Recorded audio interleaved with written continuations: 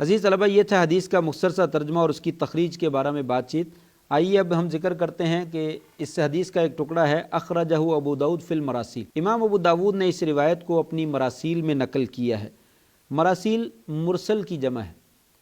مرسل یہ اصول حدیث میں ایک مصطلح ہے، ایک نام ہے جو خاص چیز کے اوپر جو ہے وہ بولا جاتا ہے یا خاص روایت کے اوپر جو ہے وہ بولا جاتا ہے۔ تو اس کی دو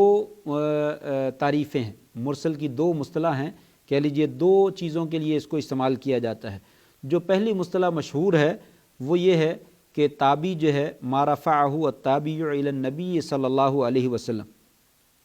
او رفعہ الصحابی الذی لم یسمع من الرسول صلی اللہ علیہ وسلم۔ پہلی تعریف کے بھی دو حصے ہیں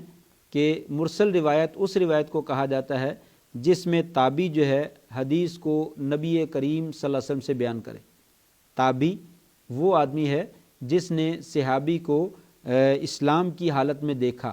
اور اسلام کی حالت میں پھر وہ فوت ہو گیا، اسے تابعی کہا جاتا ہے۔ اس نے نبی کریم صلی اللہ علیہ وسلم کو نہیں دیکھا، لیکن تابعی جو ہے روایت بیان کرتا ہے صحابی سے نہیں بلکہ براہ راست نبی کریم صلی اللہ علیہ وسلم سے بیان کرتا ہے، تو اس روایت کو مرسل روایت کہا جاتا ہے۔ اور اسی طریقے سے صحابی نبی کریم صلی اللہ علیہ وسلم سے بیان کرتا ہے، لیکن وہ روایت جو وہ نبی کریم صلی اللہ علیہ وسلم سے بیان کر رہا ہے نبی کریم سے سنی نہیں ہے، اس نے درمیان میں کسی اور صحابی سے سنی ہے،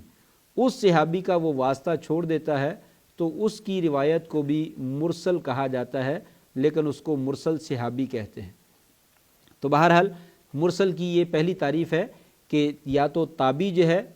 صحابی کا واسطہ چھوڑ کر نبی کریم صلی اللہ علیہ وسلم سے روایت بیان کرے، اس کو بھی مرسل کہتے ہیں، لیکن یہ مرسل تابعی ہے۔ اور ایک مرسل اور ہے جسے صحابی جو ہے وہ صحابی کا واسطہ چھوڑ کر براہ راست نبی کریم صلی اللہ علیہ وسلم سے بیان کرتا ہے، اس کو مرسل صحابی کہتے ہیں۔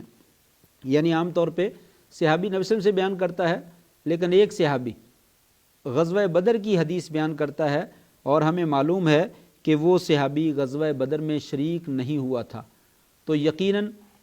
وہ صحابی نے کسی اور بندے سے یہ روایت سنی ہے اور درمیان میں اس کا ذکر نہیں کیا، تو یہ روایت بھی مرسل کہلاتی ہے۔ لیکن ہم کہیں گے کہ یہ روایت تو صراحت کے ساتھ صحیح ہے،